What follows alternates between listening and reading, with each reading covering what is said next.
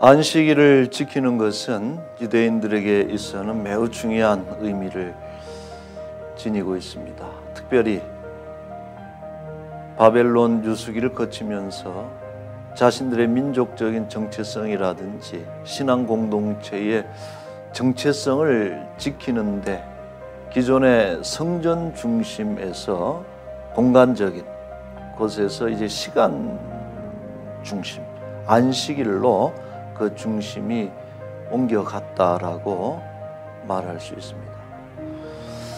유대인들이 안식일을 지키는 데 있어서 가장 중요한 생각은 아무런 일도 하지 않는 것입니다. 일을 하지 않는 것이 안식일을 지킨다라는 생각이 굳어진 것입니다. 실제 10계명 중에 4계명도 그 부분을 명령하고 있어요. 출애굽기 20장 10절에 보면은 제7일은 하나님 여호와의 안식일이다. 아무 일도 하지 말아라. 그렇게 명하고 있습니다.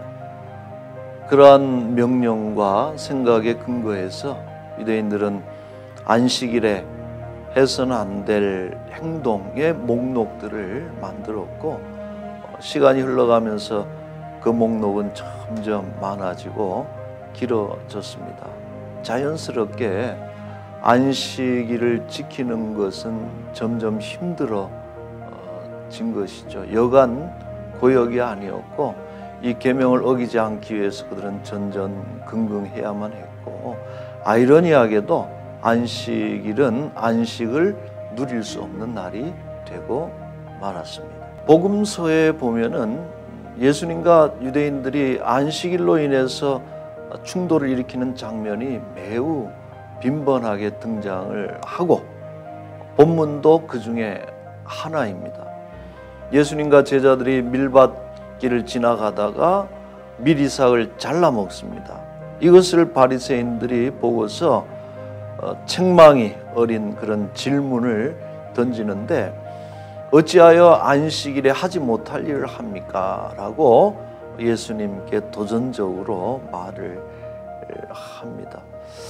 예수님은 이에 대해서 구약의 한 사건을 소환하시면서 설명을 하시는데 다름 아닌 다윗이 사울에게 쫓겨다니다가 배고픔을 견디지 못해서 성소의 진설병을 떡을 부하들과 함께 먹게 됩니다.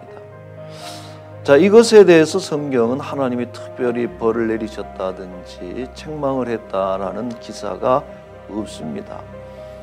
예수님께서 이 말씀을 언급하신 의도는 한 가지입니다. 율법의 정신은 사랑이라는 것입니다. 그래서 안식일은 아무런 일을 하지 않는 것이 안식일이 아니고 때로는 어떤 일을 적극적으로 해야 되는 날입니다.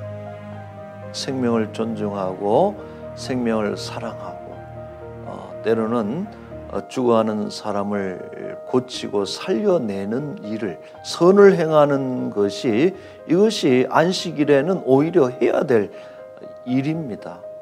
때로는 몸이 번거롭고 피곤할 수는 있겠지만은 그러나 그를 인해서 오히려 영혼이 참 안식과 평안을 누리는 날이 안식일인 것입니다. 자, 그리고 예수님은 본문에서 매우 결정적인 한마디를 하시죠.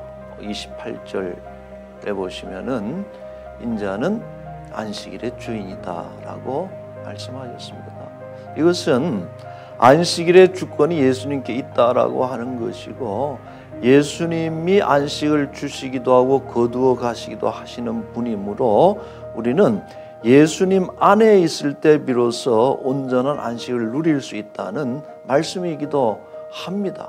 온 인류가 죄로 인해서 사망의 저주 아래 빠져서 안식할 수 없었을 때에 예수 그리스도께서 죄와 사망의 권세를 이기시고 부활하심으로 인해서 모든 인류에게 참 구원과 생명과 안식을 돌려주시고 회복시켜 주신 분이 예수님이십니다.